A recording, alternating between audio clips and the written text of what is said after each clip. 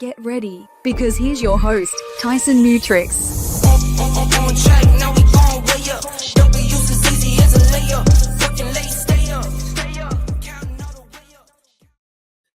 Good morning and welcome back to the Guild Live Show. I've got a good one today. We're going to be talking about sparks. This episode was inspired by a conversation during one of our huddles the other day, and what we've been doing lately is we've had, instead of having Amy run every single huddle, we've actually been having one of our teammates run the huddle. So lots of cool things that it's what I'm about to talk about is one of many cool things that we did. But Kashif had done one where he had used this really cool, shocker that, Kashif, our CTO, would do this. Use this software to like do this polling where we all got our phones out and we scanned a QR code and we completed these polls in real time, and it created all these cool graphics on the screen as we were doing. That was really cool. But this one was a pretty simple one, but it was really cool, and it sparked an idea. And we're talking about the whole spark and the idea of a spark and good sparks, bad sparks. But with this one, it was a pretty simple prompt. There were 5 questions. Do you like real Christmas trees or fake Christmas trees? Not whether or not you use them, whether or not you like which one you like more. Favorite Christmas music movie. Do you like Christmas music? And that's the one I want to focus on. There's 5 total questions, but we're going to focus on that one. And because I don't like Christmas music, and I don't think most people do either. If I'm being honest, I don't think most people like Christmas music. They tolerate it, is what it is. And my proof for that is that unless you listen to Christmas music year round, you probably don't like it. Okay. So I know I might get some hate mail for that, but I think that that's the truth. And because if it was really good, then you would listen to it more. I made that comment, and Justice, my assistant, she said, well, you should create your own music then. And I did. But that was the spark of an idea, right? I'm not saying it was a good idea. I'm not saying it's a bad idea. It was a spark for an idea. And so I created a couple songs, but this went a little bit further. Okay. So I am not one to take a challenge lightly. So, this is the first one. Okay. So, bear with me here a little bit. And I'm not going to play the full.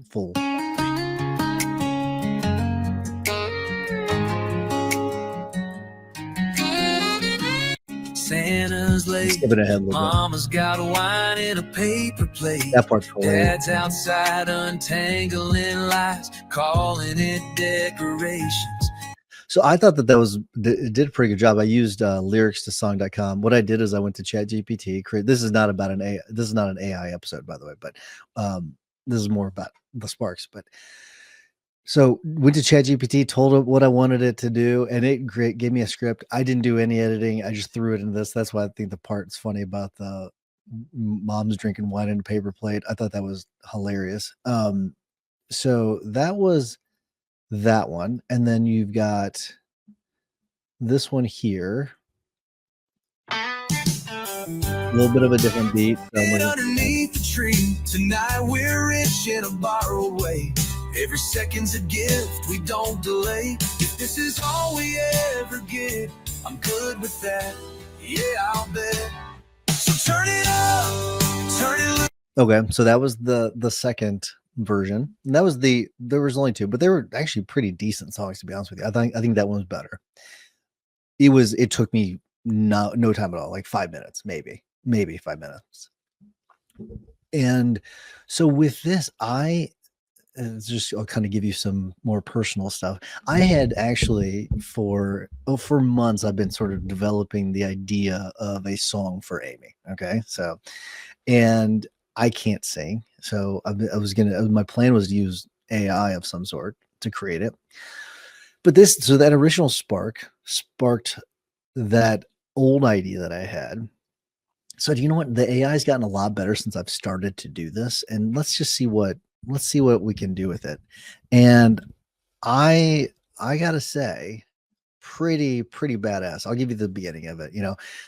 For those of you that don't know, Amy and I went to a really small school. We met in 5th grade. Okay, we started dating in high school. Like we are high school sweethearts. Okay, so this is the sort of a song about us, kind of growing up and then growing together. So I'll give you kind of the beginning. I'll let you decide what you think.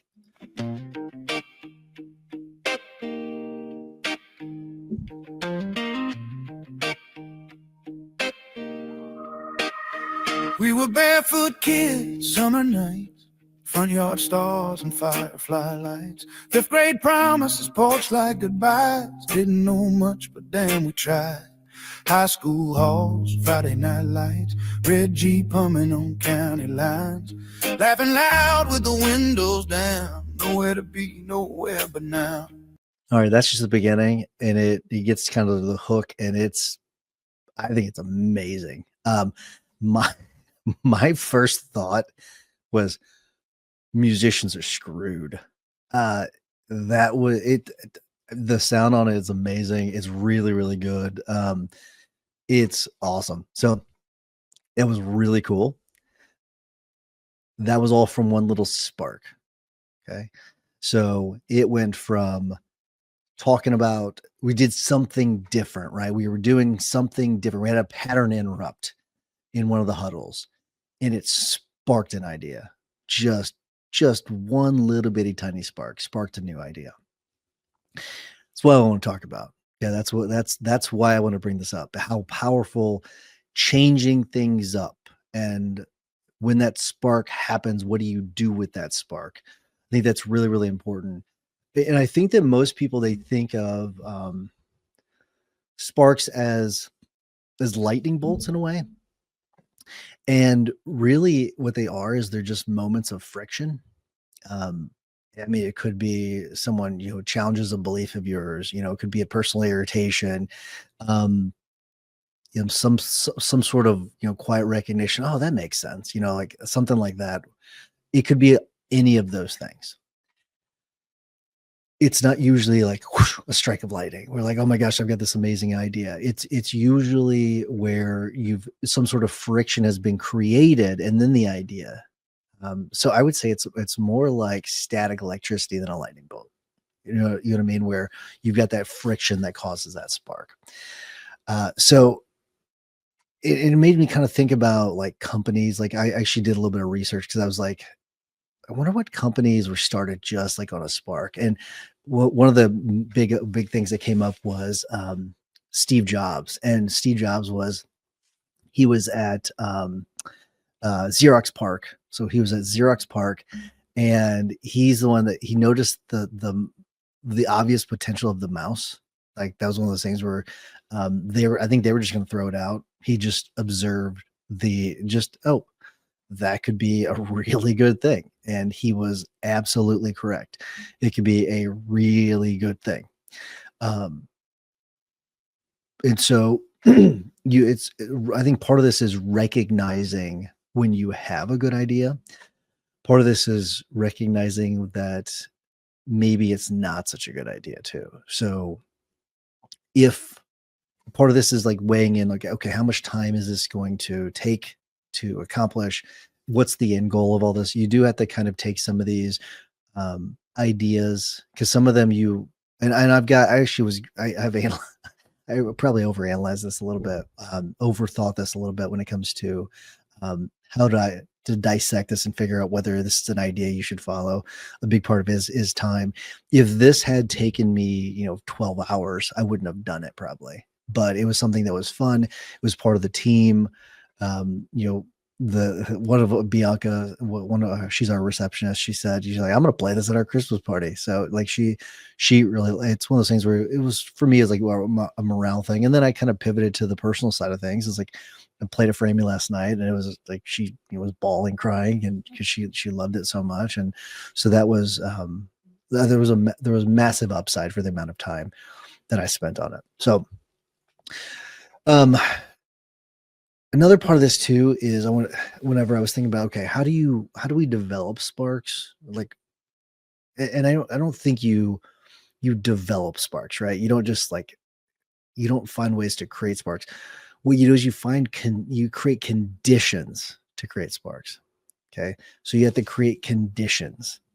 And one of the conditions for whenever the whole thing started with the song, right, was we had changed the morning huddle where we were it was a pattern interrupt and the conditions were different, right? We had created different conditions. It wasn't our typical, okay, what was my done well from yesterday? What's my focus for today? There wasn't any of that, right? It was, okay, well, what is do I like Christmas trees? Do I like real trees or do I like fake trees? Do I like Christmas music? Like, what's my favorite Christmas music, Christmas movie? Which Scrooged, by the way, is the best Christmas movie. In case you're wondering, Scrooged with Bill Murray, you can't beat it. Not even close. So sure, I'll get some hate mail on that one too, but it's okay. Um, I'm making lots of friends today, I'm sure, but Scrooged is the best by far. But you have to create these conditions for it, right? You have to create these conditions for creating sparks. It's like another example is Sarah Blakely. She created Spanx, and because she created Spanx because she hated the how pantyhose looked under white pants, because she liked wearing pantyhose and she didn't like the way it looked. So the conditions were there, their conditions were ripe, and she was able to recognize. Another part of this is like recognition. So you've got these conditions. Some of these conditions are created for you, and then you have to recognize it. Other times you are creating these conditions. So I don't think you could just say, hey, let's do an idea factory. Sure, you could do that. I'm not so sure that you're going to get the sparks that you're looking for. But you do have to give a little bit of space for things like this, where I do think having some sort of thinking time really, really important. It was funny. I went home the other day and I went and I laid on my bed because I just wanted to think. Okay. I just wanted to think, because I was thinking about, actually wasn't thinking about work. I was thinking about, we're doing a bathroom renovation. I was trying to solve a problem as what I was trying to do. And so I just laid on my bed and Amy thought I was taking a nap. She's like, "Oh, I'm sorry. I thought you were just working back here." And I said, "No, I'm just thinking." I was like, "Come on in." And it worked. It was one of those things where like I'd sort of created this, I'd taken some space, I'd created an environment for me to sort of push everything out and just think. So when you're thinking about, okay, if I'm going to create these conditions or if I'm going to set aside time for, idea generation, I would more think about it as taking time for giving you some space to think, as opposed to like trying to generate ideas, actively generating ideas. That is not the easiest thing to do. The brain doesn't necessarily work that way. You have to give it a little bit of room. All right, so let's go through some of these where I think I've overanalyzed this a little bit, but I do think ways of identifying sparks for good ideas and not and versus bad ideas. One way to look at them is like think of it as like as a hypothesis and not as a commitment. So just because you have the idea doesn't mean you have to do it, right? I do think one of the biggest mistakes that we make is treating every idea like it's like some sort of like life altering decision. Like everything's a game changer. Like, oh my gosh, this idea is a game changer. And then what happens? We've all done this. We've all been there where we have this idea, and then we think it's going to change everything in our firm. We go do it. It doesn't make a difference at all, right? Or we execute poorly on it, or it just was a bad idea. That happens too. But knowing when to pull the ripcord on that. So, okay, you've got your hypothesis. Let's test the hypothesis. Didn't work. Pull the cord. Let's go. Let's move on to the next thing. So pivoting, make fast decision making. I talked about this on a previous episode. One of the greatest indicators for success is making quick decisions. And part of that is, okay, we've made a poor decision before. Now let's make a better decision. So you're going through a lot of decisions. So for example, let's say that you've got one person that has, 10 ideas that they make, or 10 decisions that they make over the course of a week. Okay. And then another person that makes 1,000, right? Well, let's say the person that makes 1,000 decisions, they probably make a lot more mistakes, but they make a lot more right decisions than the person that makes 10 decisions. And so that's the whole idea, is because they're making so many decisions. Boom, boom, boom. They're boom. Next thing, next thing, next thing. Okay. And part of that is one of the decisions is recognizing when you've made a mistake and pivoting to the next thing. So, all right. So here's some of the cheap tests that you can use to figure out if you've got a good idea or not. Michael Dell says, ideas are a commodity, execution on them is not. Okay. That's a big one. So, I like some of these where, here's how I identify a bad one. And actually, before I do that, let's get into, I've created a mid-roll read, for Becca's List. I want to make sure I brought up Becca's List because it's something that, we're really proud of. I think, Becca's List it's something that is truly amazing. It's something that I wish we had when we first started our firm, because one of the biggest things that people go to the big Facebook group, the Maximum Lawyer Facebook group, is they want to figure out, okay, what's the best phone system? Who to use for SEO, all of that. And, what Becca's List does is, actually levels the playing field to tell us who's the good, who's the bad. Okay. That's in reality, it gives us an idea. Okay. Who's overcharging, who's a good value. But it is one of those, it's a tool, it's a resource. It's free for lawyers. Okay. It's free. It costs you nothing. It's just information for you. Okay.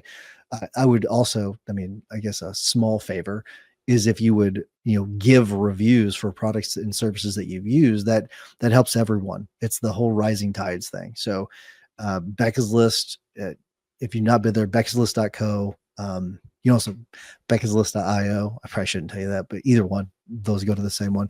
beccaslist.co, helps us all. Because I think one of the biggest, most dangerous sparks that you could have is the wrong vendor choice. You have an idea about something and you choose the wrong vendor. Maybe you get like a flashy demo, some sort of trendy tool that you're seeing, or there's some sort of like promise that they give you that just sounded so great in the moment. I had that with a vendor, paid them 20 grand up front and then they never delivered. That was one of those painful lessons where had a spark, it just didn't work out for me. Okay. And I think if I had Becca's List, probably wouldn't have done it. Probably wouldn't have happened. So, Becca's List is there to kind of slow down those sparks that aren't the good sparks. It's one of those things that allows you to reflect, decide, okay, is this a good move for me? And if not, you move on to the next good spark. Okay. Anyways, enough about that. beccaslist.co, free. It's free for attorneys. Okay. It's absolutely free, 100% free, will always be free. Check it out. Yeah. All right. So, how bad sparks sneak in. And you have to remember, like, not all sparks, they deserve oxygen. Okay. Not all of them do. Many of them are driven by emotion, not even by curiosity. It's just by emotion. Sometimes it's just seeing that someone else has it. And that's a good clue, good red flag. If you see it, someone else has it, and you say, I want it, probably that's a good indicator that may be something. It's at least gives you enough. You got to have some pause. Okay. Before you go through it. All right. So shiny object sparks, those typically show up when things are new or trending. I always forget the name of this thing. I think like NFTs, but then also, the there was that social media app where people are talking in rooms. It might still be around, but I never got it. And then next thing you know, it's like hardly anyone uses it. I bet it still is around, but I mean, it's just one of those things where if it seems flashy, it's not really your spark, it's someone else's spark. Okay. Um, so ego sparks is another one where you're wanting to prove something. Um, the song one I did earlier the other day, maybe a little bit of an ego spark, but it turned into a better spark. So if you're just starting something just to one up somebody, probably not a good idea. Fear-based ideas. So you have some sort of idea that's generated out of fear. Um, you know, you're doing it because you think, oh, I've got to do this right now because someone else is doing it, or whatever the fear might be. I mean, things like that could like lead you to switching software every other week, like that could be that's a really good indicator.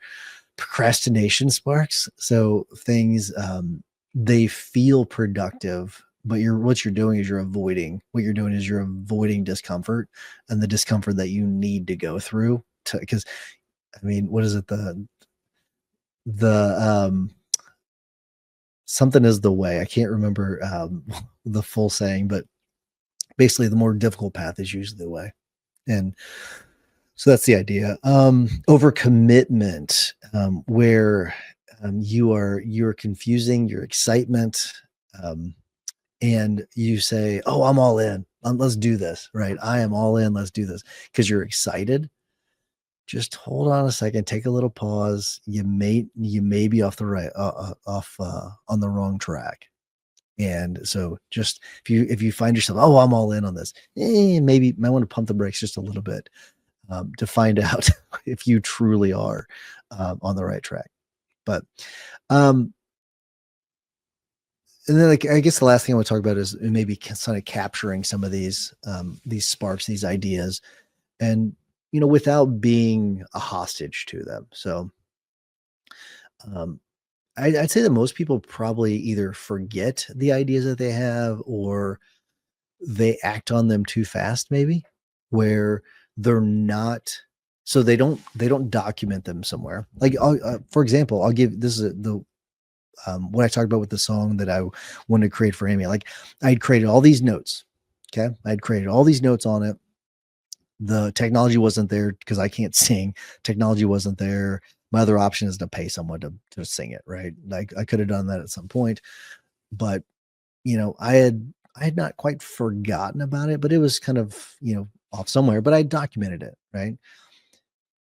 Had I, try to create something right away, it wouldn't have worked, right? Because the technology wasn't there.